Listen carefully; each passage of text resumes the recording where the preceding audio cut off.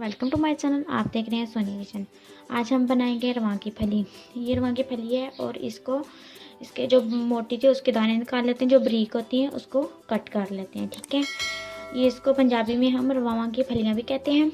चलें अब हम अपनी रेसिपी शुरू करते हैं। ये देखिए पैन मैंने ऊपर रख लिया है। अब हम इसमें 2 टेबलस्पून कुकिंग ऑयल ऐड करेंगे। जस्ट 2 टेबलस्पून, ज़्यादा ऐड नहीं करना। और इसमें प्याज ऐड कर देंगे। ये देखिए आपने इसको ज़्यादा फ्राई नहीं करना। इसमें मैं ऐड कर दूंगी ये टमाटर। इसको भी हम मिक्स करेंगे इसी तरह। हमने इसको टमाटर में ज़्यादा मैश नहीं करना। मिर्च ऐड करने के बाद ये देखें ज़्यादा इसको नहीं पकाना। ठीक है, 1/2 टेबलस्पून ये हल्दी ऐड कर देनी है और 1/2 टेबलस्पून इसमें सुरख मिर्च ऐड कर देनी है। 1/2 टेबलस्पून इसमें कूटी हुई मिर्च ऐड कर देनी है। 1/2 टेबलस्पून इसमें नमक ऐड कर देना है। ये बड़े चम्मच है। ठीक है, और अब हम इसको मिक्स करेंगे इस तरह कि हम थोड़ी सी बुनाई करेंगे। बुनाई करने के बाद हम इसके वो ऐड कर देंगे फलियाँ।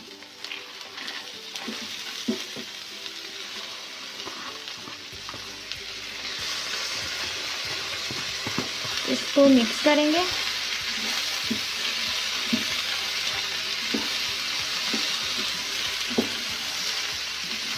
मिक्स करके हल्का सा इसको पकाना है। थोड़ा सा पका के इसमें हम 1/2 प्याली पानी के ऐड कर देंगे।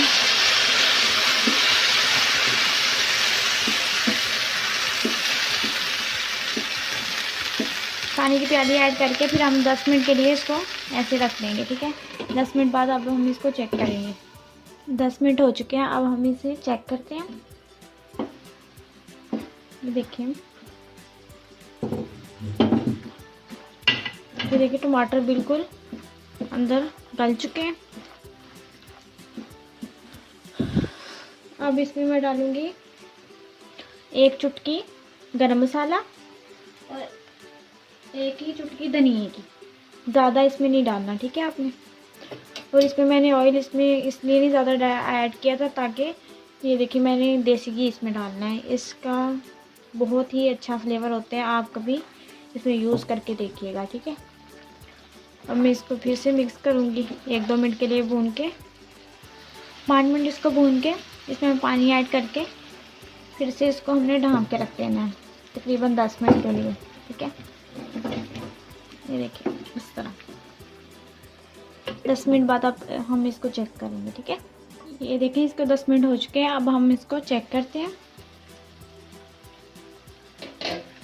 ये देखिए हमारा सालन तैयार हो चुका है। आप देख सकते हैं गल भी गया है। अब हम इसमें धनिया ऐड कर देंगे। ये देखिए इस तरह।